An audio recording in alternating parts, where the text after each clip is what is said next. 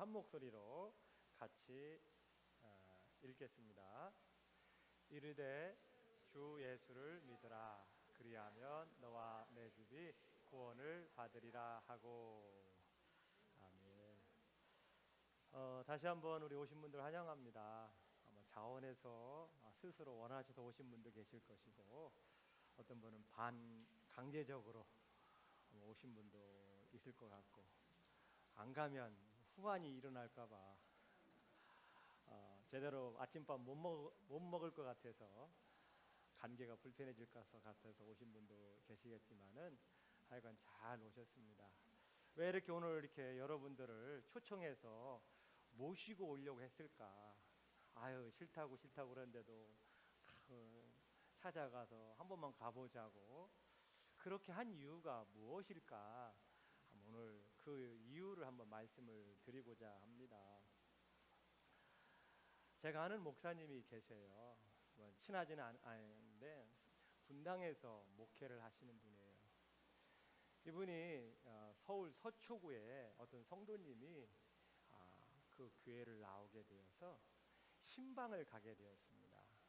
저녁 6시 반에 약속이 있어서 그 집으로 찾아가기로 했는데 서울 퇴근 시간이 많이 막힐 것 같아서 부목사님을 모시고 함께 그 분당에서 서울로 가는 길이었습니다. 좀 일찍 출발했어요. 근데 그날따라 차가 막히지가 않는 거예요. 그 생각보다 빨리 왔습니다. 그 시간이 많이 남아서 목사님이 운전하시는 부목사님에게 저기 보이는 백화점 가서 차 한잔하고 가자. 시간이 많이 남았으니까. 그러니까 이 부목사님 하신 말, 목사님 안 됩니다. 차가 언제 막힐지 모르니까 지금 가야 합니다. 담임 목사님이 말씀하는데 부목사님은 안 된다고, 가야 된다고 해서 그냥 갔어요. 그런데 웬일입니까? 정말 퇴근 시간이 되어서 차가 막히기 시작합니다. 그런데 막 길 양쪽으로 막 앰뷸런스가 가는 거예요. 저게 뭐지? 앰뷸런스가 막 수십 대가 가니까 깜짝 놀란 거예요. 알고 봤더니요, 커피를 마시려고 했던 그 백화점이 무너진 겁니다. 1995년도에 삼풍백화점이 무너졌잖아요. 목사님께서 잠깐 그 시간 들려서 커피 마시고자 한 그 백화점이 무너진 거예요. 5시 59분경에 무너진 겁니다. 그러니까 이 목사님은 너무나 감사한 거죠. 부목사님 안 됩니다. 차가 막히면 오늘 가야 됩니다. 좀 그 당시에는 무례하고 담임 목사가 이렇게 말을 했는데 그런 마음이 있었지만 지나고 나니까 커피 마시러 갔으면 어떻게 됐겠어요? 500명이 넘는 사람들이 죽었죠. 900명이 넘는 사람들이 부상을 당하고, 오늘도 뭐 뉴스를 들어서 알겠지만 참 어수선합니다. 뜻하지 않게 그런 어떤 비참한 일이 생겨서 우리 인생은 알 수가 없는 것 같아요. 그래서 오늘 이렇게 여러분을 초청하신 분들은 그런 어떤 간절함이 있기 때문에 여러분들을 이렇게 초청하신 것 같아요. 우리 성경에는 우리 삶에 필요한 여러 가지 좋은 말씀들이 있어요. 행복에 관하여, 또 마음이 평안해지는 법에 대해서, 또 복을 받는 법, 또 인생의 여러 가지 무거운 짐에서 자유케 되는 법, 여러 가지 좋은 가르침들이 있지만 그 중에서 가장 중요한 것은요, 다른 것이 아니라 구원입니다. 이 성경은 구원에 관한 말씀이 담겨져 있는 겁니다. 여러분 병원에 가시지 않습니까? 병원 가는 이유는 몸이 아파서 치료받고 고침받기 위해서 병원 가지 않습니까? 이 교회라는 것은, 가장 중요한 것은 지옥 가는 사람들을 죄를 치료하여서 천국으로 보내는 구원의 일을 하는 것이 바로 교회가 하는 일입니다. 여러분들께서는 천국과 지옥을 들으면 과연 그런 게 있을까? 말씀을 전하는 목사는 천국을 보았습니까? 이렇게 물을 수 있지만 성경은요, 천국에 대해서 분명히 말씀을 하고 있고, 이 천국, 지옥을 피할 수 있는 길을 말씀해주고 있습니다. 여러분들이 이 지옥 얘기하면 불편하고, 요즘 시대에 천국과 지옥 얘기를 하는 사람이 있느냐, 이렇게 말씀하실 수 있지만 분명한 사실이라는 겁니다. 천국과 지옥을 믿지 못하더라도 여기 오신 분들은 죽는다는 건 믿으시죠? 모든 사람은 죽게 되어 있습니다. 그리고 정의라는 것도 믿으시죠? 정의. 세상엔 법이 있고 법을 어기게 되면 그 법에 따라서 처벌을 받게 됩니다. 그것은 당연한 것이고 그것을 정의라고 말합니다. 얼마 전 뉴스를 보니까 계곡 살인 사건 판결이 나왔더라고요. 뭐 보셔서 아시겠지만은 자기 그 아내가 남편의 보험금 8억을 타기 위해서 계곡에 갔는데 계곡 물이 깊어요. 근데 남편은 수영을 못 해요. 그래서 그 아내가 또 아내의 또 친구가 남편을 꼬드겨서 한번 다이빙 해보라고. 그래가지고 남편이 다이빙을 한 거예요. 그리고 수영을 못해서 죽게 됩니다. 근데 처음 경찰 수사할 때는 그냥 물속에 놀다가 물에 빠져서 죽은 사건이다 이렇게 결론을 지었는데 그 남편의 부모님들도 유족들이 보니까 그게 아닌 것 같아요. 그래서 다시 재수사를 해서 3년 만에 판결이 나왔죠. 보험금을 타기 위한 의도적으로 자기 남편을 죽인 사건입니다. 그래서 아내는 무기징역을 선고받고 동조했던 남자는 30년의 그 형벌을 받게 되죠. 그래서 그 부모님과 유족들은 그나마 이렇게 긴 시간 정의를 찾게 되어서 그나마 만족한다.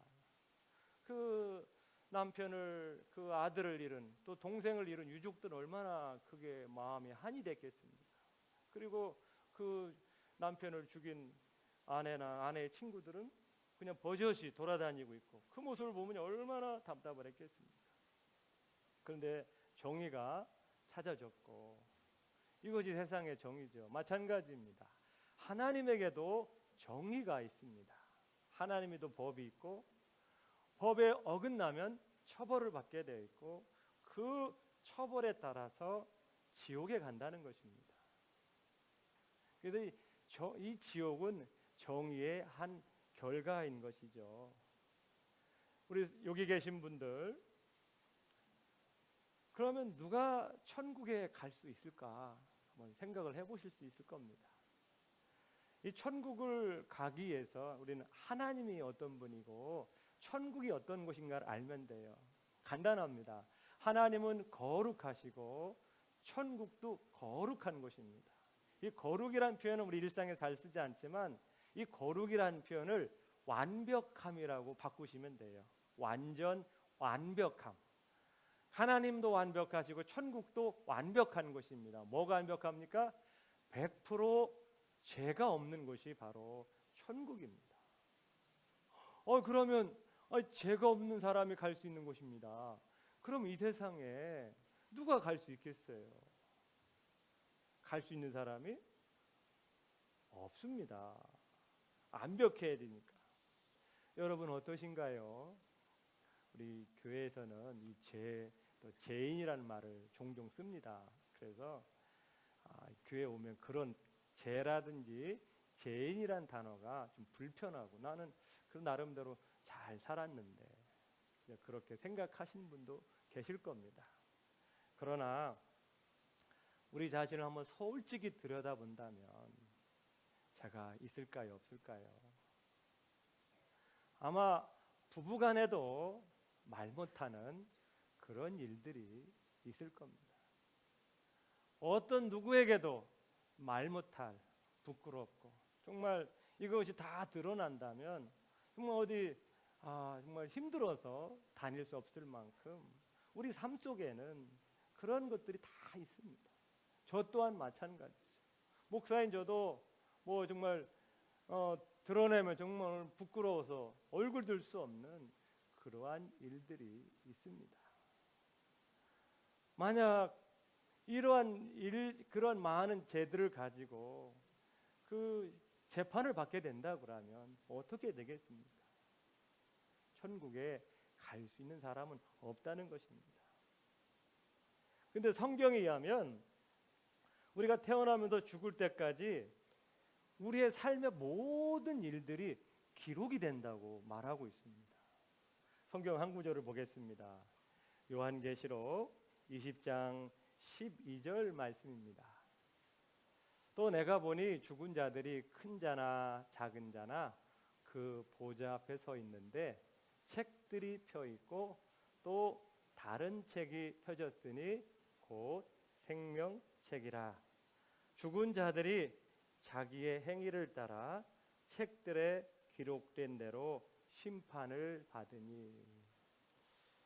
여기에 보면 책들이 있는데 그 책에 우리의 모든 삶이 기록되어 있다는 겁니다. 아이, 설마 어떻게 나의 삶의 모든 기록이 담겨져 있을까?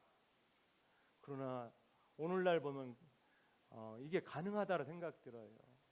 여러분, 우리의 가족 기록이 우리 다 기록되어 있지 않습니까?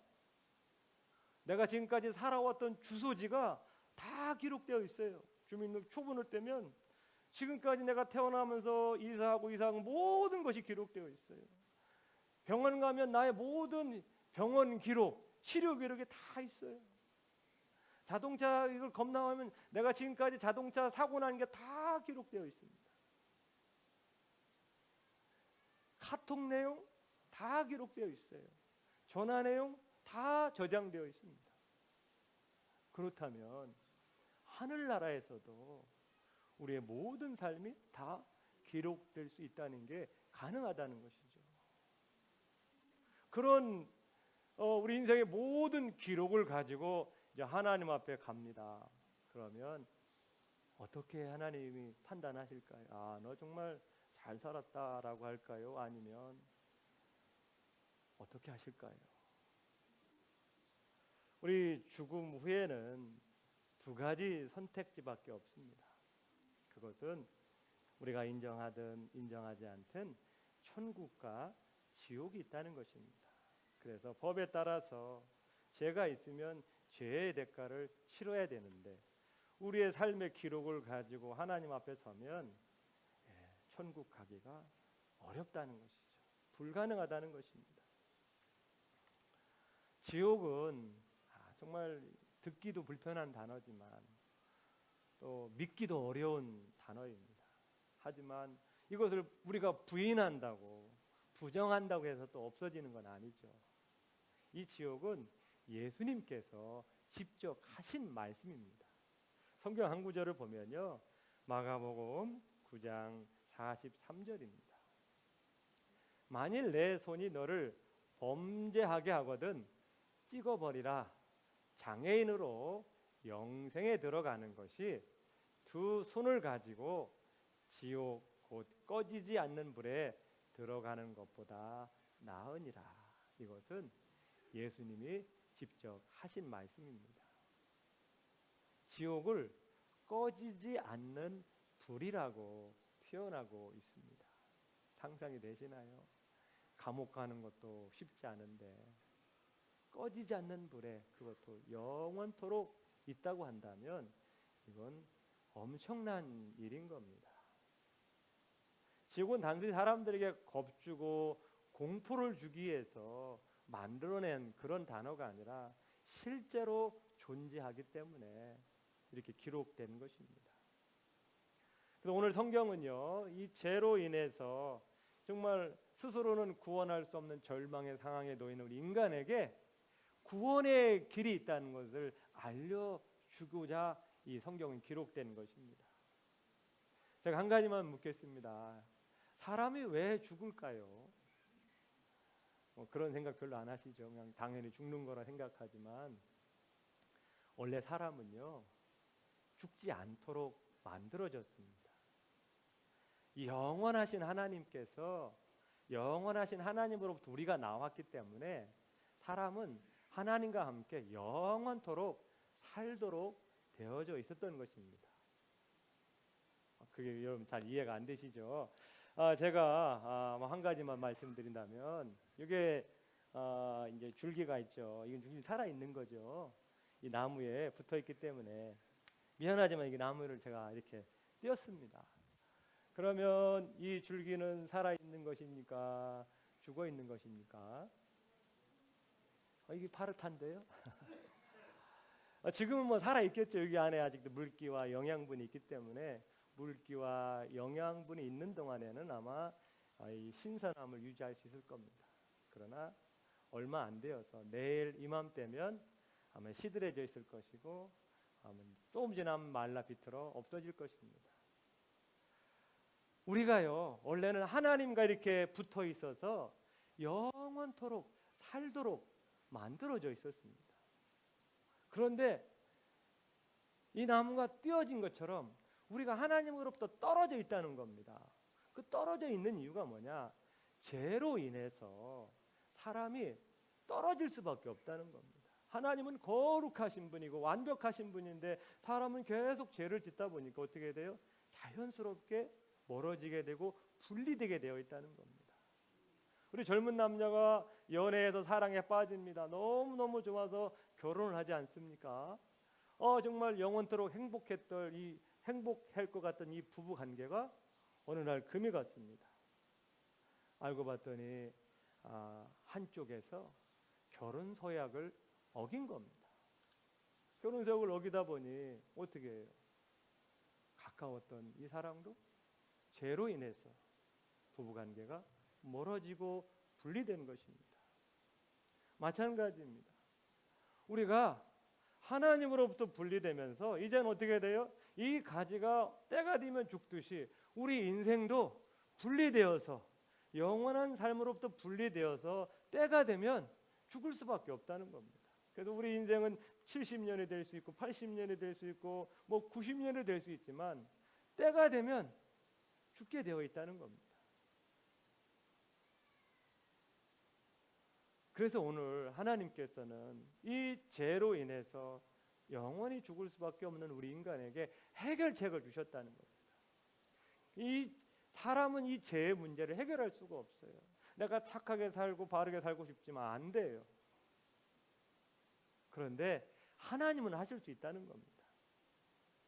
어떻게 합니까? 하나님과 우리 사이를 가로막은 이 죄라는 것을 없애버리면 되는 거죠. 죄 때문에 지금 이렇게 분리가 되었는데 이 분리하게 만드는 죄를 없애면 된다는 겁니다. 그러면 다시 합쳐질 수가 있다는 것이죠. 그게 바로 오늘 우리가 찬양 부른 예수님이라는 분입니다. 예수님은요 하나님과 함께 하셨던 분이고 처음부터 계셨던 분입니다. 근데 하나님의 창조된 인간이 뭐 죄로 인해서 지옥 가는 걸 보고 너무 안타까워하시는 거예요.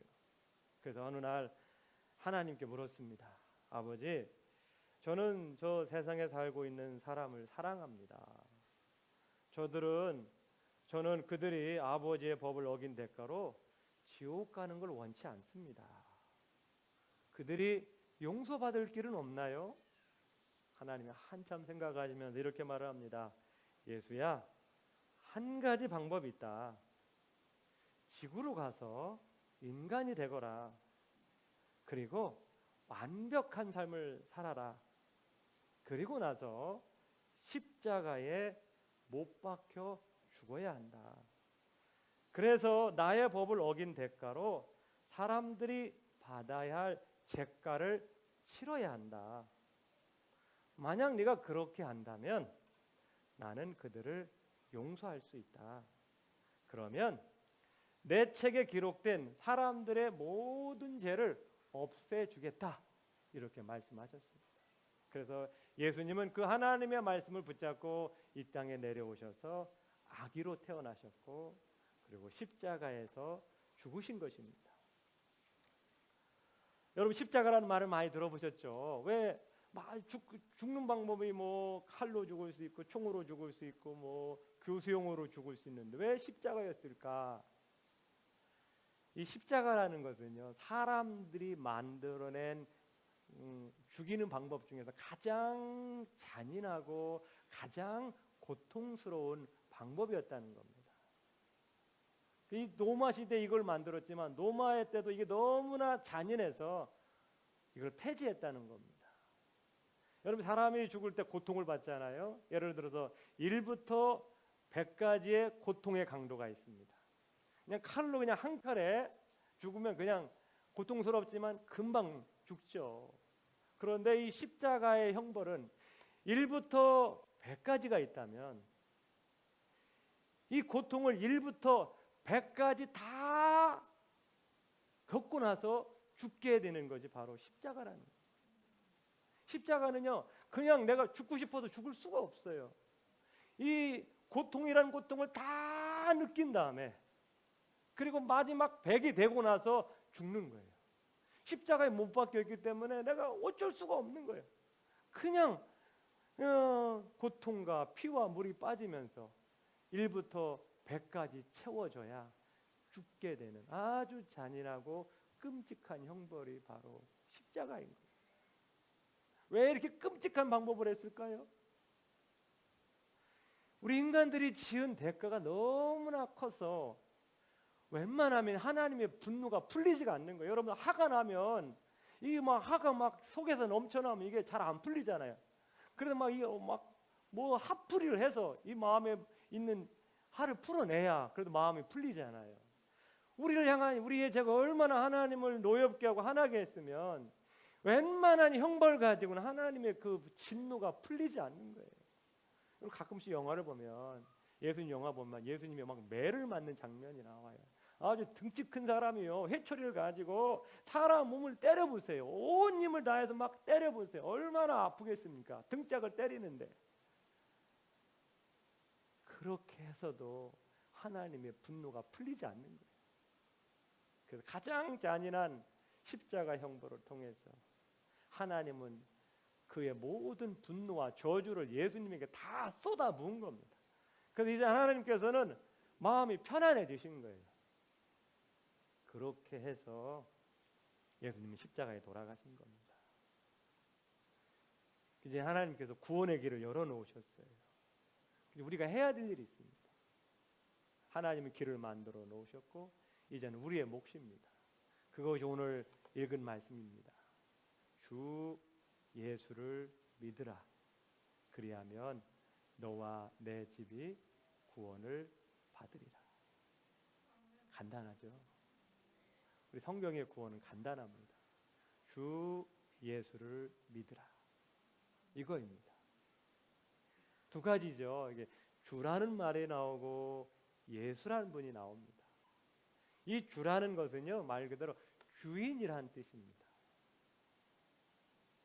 우리는 하나님을 모르는 사람은 내 인생의 주인은 나다라고 생각을 합니다.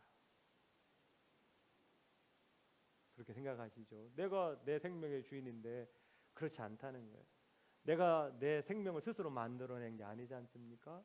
그리고 죽을 때 내가 죽고 싶어 죽는 게 아니잖아요. 이 생명의 주인은 누가 따로 있는 거죠. 가장 중요한 생명은 하나님이 우리에게 주시는 겁니다. 누군가가 우리에게 생명을 주셨기 때문에 그 주신 분이 바로 주인이라는 겁니다. 우리는 예수님이 내 인생의 주인이라는 것입니다. 그 신앙생활 한다는 것은, 구원받는다는 것은 내 주인을, 예수님을 내 주인으로 모시는 겁니다. 이게 참 어려운 거죠. 지금까지 내가 원하는 내 마음대로 내가 하고 싶은 대로 살아왔는데 주인을 바꾼다? 하지만 나보다 능력 있고 지혜 있으신 분이 나를 이끌어 가신다면 나는 더 잘 될 수가 있죠. 이게 복인 겁니다. 그리고 예수를 믿는 겁니다. 이 예수라는 뜻은 뭐냐면 구원자, 그런 뜻입니다. 예수님께서 나의 죄를 대신하여 나의 죄값을 대신 치르신 구원자, 이것을 믿는 겁니다. 믿기만 하면 되는 거예요. 이분이 나의 죄를 대신해서 다 죄값을 치르셨다는 것을 마음으로 영접하고 믿으면 된다는 겁니다. 너무나 쉽죠. 쉬우니까 또 이게 믿어지기가 어렵지만 하나님은 누구나 믿을 수 있도록 쉬운 방법을 만드신 거예요. 어렵게 만드셨으면 어려워서 구원을 못 받을 사람 있잖아요. 근데 예수를 나의 구원자로 믿으면 구원을 허락해 주신다는 것입니다. 그러면 어떤 일이 생기냐? 예수님을 나의 구원자로 믿으면 지금까지 나의 살아온 모든 삶의 기록이 이 책에 담겨져 있는데 하나님께서 이 책에 기록된 모든 행적을 다 지워주시겠다는 겁니다. 없애주시겠다는 거예요. 성경 한 구절을 보겠습니다. 이사야서 43장 25절 말씀입니다. 곧 나는 나를 위하여 내 허물을 도말하는 자니 내 죄를 기억하지 아니하리라. 이 도말이라는 표현은 잘 안 쓰는데 완전히 지워버리겠다, 삭제해버리겠다는 뜻입니다. 우리가 예수님을 믿으면 하나님께서는 우리 지금까지 살아온 모든 삶의 기록을 다 없애주겠다는 거예요. 없애지면 이 책이 깨끗해진 겁니다. 더 이상 기록이 남아있지 않아요. 찾을래 찾을 수가 없어요. 그러니까 하나님 앞에 섰으면 어떻게 해요? 한번 볼까? 아무것도 없는 거예요. 아무것도 없으니까, 죄가 없으니까, 깨끗해졌으니까 천국으로 갈 수가 있는 겁니다. 더 놀라운 것은 우리가 앞으로 또 예수 믿고 살아가면서 또 죄를 지을 수 있잖아요. 그 죄까지도 다 없애주시겠다는 겁니다. 우린 이해할 수 없죠. 그만큼 예수님의 그 십자가가 놀랍다는 겁니다. 우리 인생의 모든 죄를 다 없애줄 만큼 능력이 있다는 겁니다. 여러분, 우리가 자동차 운전하신 분들 오늘 보면 집에 가면 자동차 딱지가 날라와 있어요. 뭐 7만 원, 10만 원, 12만 원. 그때마다 마음이 아프죠. 근데 그 범칙금을 그냥 없애주겠다 해보세요. 얼마나 좋습니까? 범칙금이 문제입니까? 감옥 가야 될 운명인데 감옥을 안 가게 해주겠다 생각을 해보세요. 더 감사한 거죠. 우리의 이 죄가 용서받을 수 있다는 겁니다. 이건 굉장한 좋은 소식입니다. 어느 목사님께서요, 어느 시골 마을에 부흥회를 가졌습니다. 그리고 부흥회 둘째 날 저녁에 예배를 끝나고 어떤 할머니가 목사님한테 상담 좀 받고 싶다고 찾아왔어요. 그러시니 얼른 들어오세요 하고 상담을 해야 되는데 이 할머니가 말을 하지 않는 거예요. 시간이 한참 지나도 그냥 울기만 하고 말을 하지 않는 거예요. 할머니, 뭔 일이세요? 말씀해 보세요. 그 말을 안 하는 거예요. 그래도 간신히 이제 할머니가 말문을 열기 시작했습니다. 이분이 할머니가 일제 강점기 시대에 태어나신 분이에요. 10대에 결혼을 하셨습니다. 근데 남편이 강제징용을 받아서 전쟁터에 나갔어요. 근데 전쟁터에 나간 지 얼마 안 되어서 전사를 했어요. 그 전사 통지서가 날라왔는데 이미 이 10대의 이 할머니는 임신이 된 거예요. 3개월, 4개월 된 거예요. 그러니까 이 시댁에서 남편은 이미 죽었지. 아직 이 나이는 10대니까 다시 친정으로 돌아가서 다시 살 수 있는 길을 생각해서 친정으로 돌려보냈어요. 근데 친정에서는 어땠을까요? 친정에서는 반가워해 줘야 되는데 반가워 주지 않는 거예요. 이 임신한 상태니까 걱정거리는 거 어떻게 또 시집을 보내나, 또 애는 어떻게 해야 되나. 근데 또 이 집안이 경제적으로도 어려워요. 자녀가 11명이었는데 가난하다 보니까 11명의 식구가 그러니까 간신히 먹고 사는데 그 한 명이 들어왔으니 더 걱정거리는 거예요. 거기에다가 배까지 불렀으니 애가 태어나면 이 식솔이 더 늘어나니까 그러니까 집에 가도 환영해 주질 않는 거예요. 왜 왔냐는 식으로 그렇게 대우를 하는 거예요. 그래서 때가 되어서 애를 낳았는데 쌍둥이를 낳은 거예요. 그것도 미안함 죽겠는데 거기에 쌍둥이까지 낳았으니 얼마나 이게 부담이 돼요. 뭐 자녀가 태어나면 막 그 할아버지 형제 자매들이 막 축하해 줘야 되는데 어느 누구도 축하해 주지 않는 거예요. 그러니까 막 이 10대의 어린 나이 이게 너무 마음이 무겁고 부담이 돼요. 그래서 어떻게 했을까요? 2명 중에 아이 중에 1명만 젖을 먹이고 1명의 아이는 젖을 안 먹인 거예요. 결국은 젖을 먹지 못한 아이가 죽었어요. 근데 이걸 아무도 몰라. 이 할머니만 아는 거예요. 그렇게 해서 평생을 살아온 겁니다. 그러니 이분이 늦은 나이에 교회를 왔는데, 교회를 왔지만 그 갓난아이, 자기 배에서 태어난 갓난아이를 죽인 그 죄책감, 그리고 죽은 아이에 대한 미안함 때문에 하나님을 믿지만 기쁨이 없는 거예요. 늘 그 마음이 떠나지 않는 거예요. 근데 이거 사실 아무도 몰라요. 예수님 믿었지만, 정말 내가 그렇게 아이를 비정하게 죽였는데 하나님 나를 과연 용서해 주실까? 그런 생각이 들면 막 교회 와서 더 열심히 청소도 하고 섬김도 하고 뭐 그런 일을 하는 거예요. 그럼에도 불구하고 마음에 이 아이를 죽인 죄책감이 떠나질 않는 거예요. 그래서 목사님한테 엉엉 울면서, 목사님, 저도 구원받을 수 있을까요? 그걸 사실 목사님한테 하소연한 겁니다.